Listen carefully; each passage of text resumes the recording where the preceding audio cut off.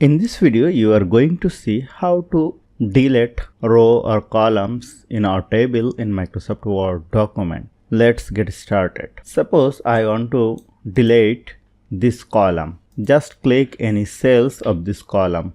Click on right button.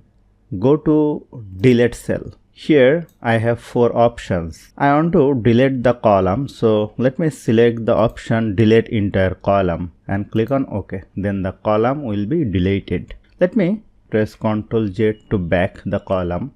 If I want to delete the row, suppose I want to delete this row, you can select this row like this, or you can click anywhere in this row and click on right button, go to delete cell, and here let us select the option delete entire row and click on OK. Then the row will be deleted. Here we can apply another option. Just click on the table, go to table layout, and here you will find the option delete. You can use the option delete column, or you can use the option delete rows. So hope you found this video helpful. If you like this video, please share this video with your friends and family, and don't forget to subscribe. Thank you.